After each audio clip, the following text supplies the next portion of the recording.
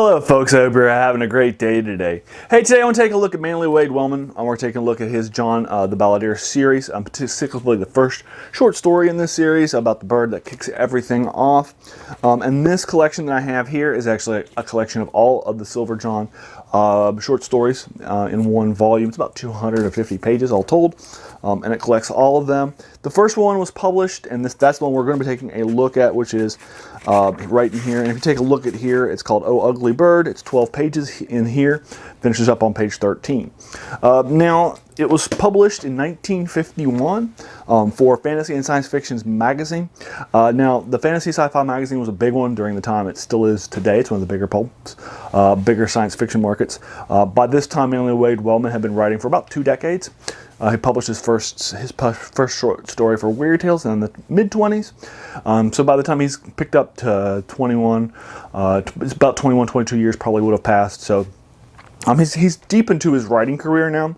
So he publishes this story that introduces his character of John. And I'll take a little look at John in just a moment. But he actually is popular enough that he had another 11 stories that were published over the next 7 years. So by 1957, he had published, in 58, he had published about 11 total stories that feature the guy. Then he gave him kind of a pause for a few years and would come back in the 60s and then do the occasional short story that also had the character in it. And sometimes he would change up the form a little bit. I'm actually going to be reviewing one of those later short stories to give you kind of a feel for it later on, so you get kind of 2 separate views. I'm going to give you the first one so you can see the character brand new as readers were seeing it too, and then later on I'm going to give you the first story that he has after his 5 years off from the character that kind of changes up the form a little bit. And so I'm going to give you and that's going to be my other review for you for the character. Now, this character is not a normal sort of character in fantasy, science fiction, and horror. It's He's definitely a different kind of character. He is. He appears to be local born. His only name is John. He doesn't have a last name. There are some allusions here and there that he might be John the Baptist. He has some powers. He definitely feels sort of like the modern trope of a bard. He's wandering the foothills of southern Appalachia out in the Carolina mountains, that sort of area. He has a silver-stringed guitar on his back that he'll sing for money for people. Also, he has the ability to do some magic too, in order to help the local folks out and kind of cast out demons, help them against locals, deal with ghosts, tracking down all these sorts of things.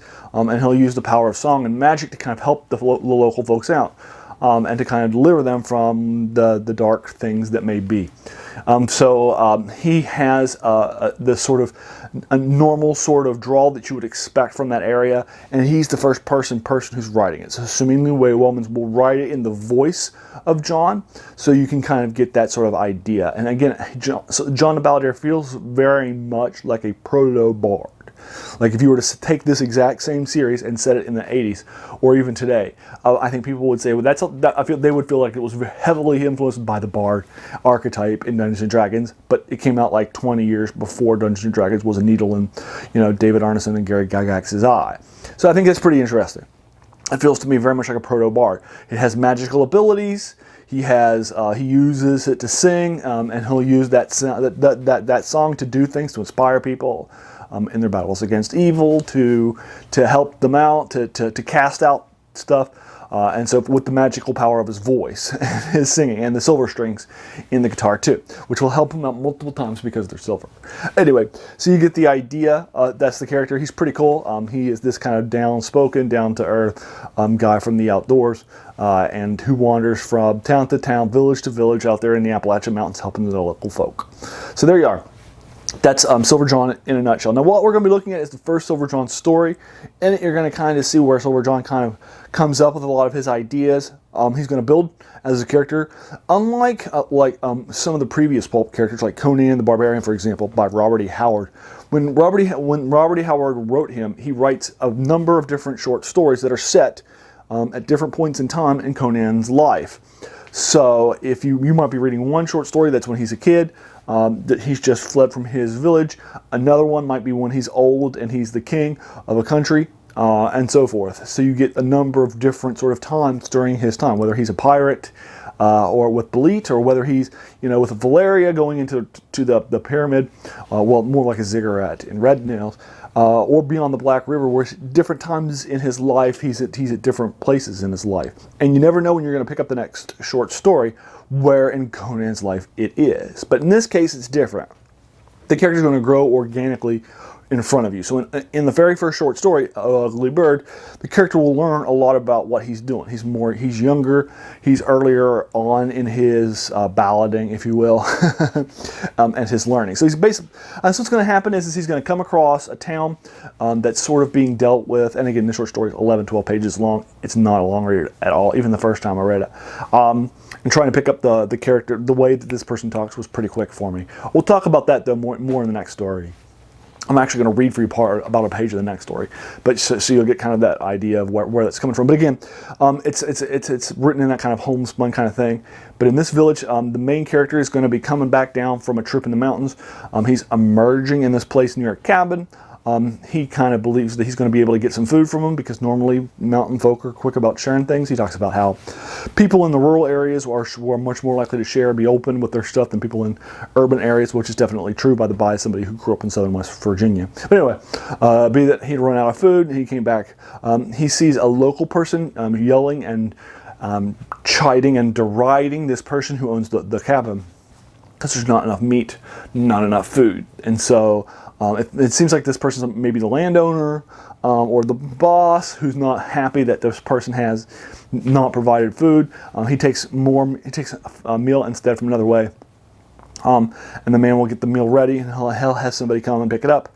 And then the person who is the mean one leaves, and our main character, John, will arrive on the scene and enter in afterwards to find out what's happening. He's going to learn more and more about what's happening. Basically, while he's there, this nasty, ugly bird who looks a little bit like the person who threatened him, but not exactly like him, will arrive on the scene, and basically it will fly down, grab the food that the man had prepared, and then fly off with the food to another place.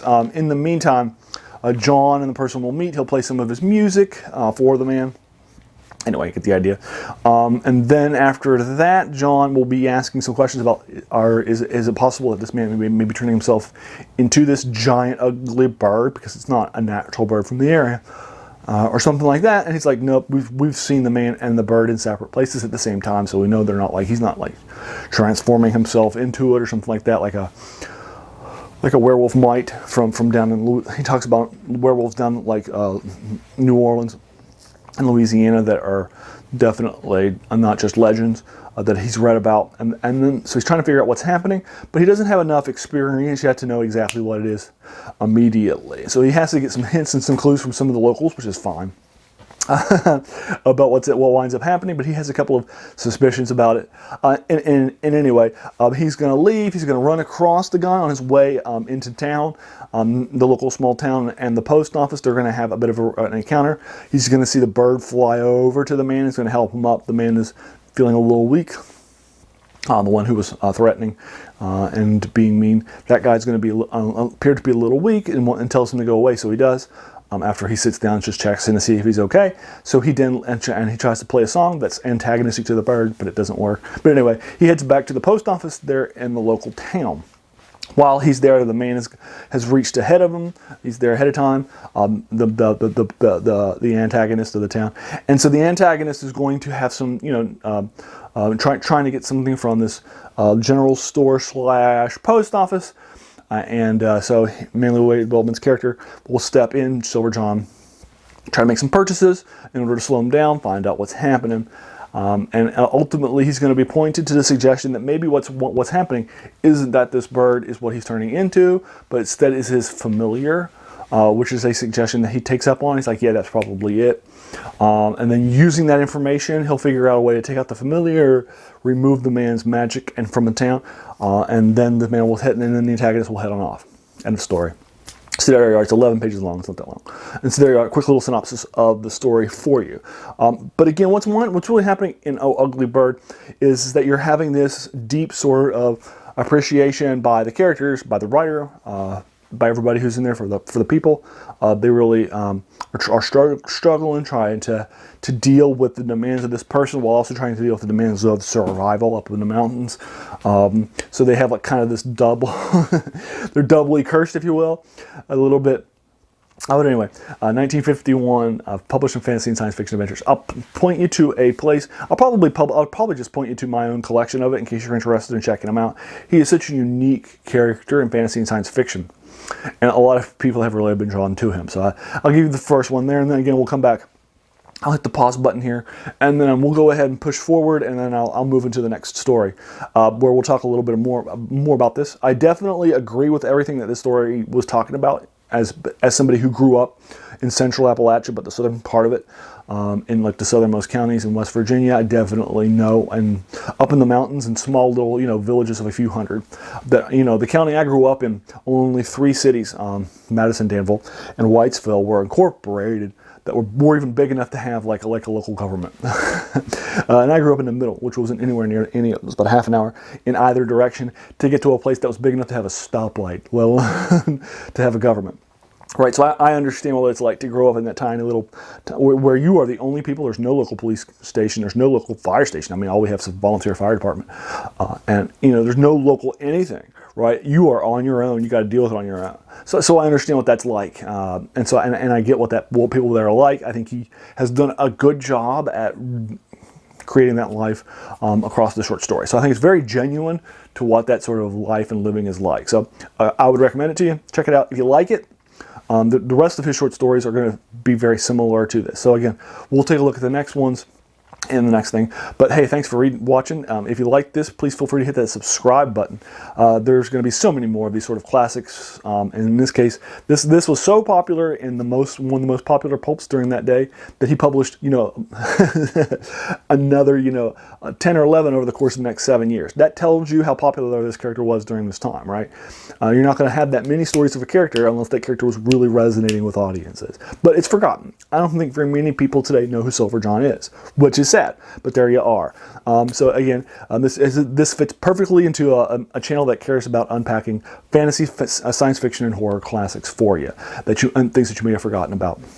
Or things that you may have heard about but then never had a chance to actually read. So that's what this channel does for you. And hey, if you watch this video all the way to the end, I just want to thank you for taking some time out of your day, because we all have such busy days and busy lives. So the fact that you spent this time with me and invested it in me, that's very humbling, and I appreciate that. So thanks again.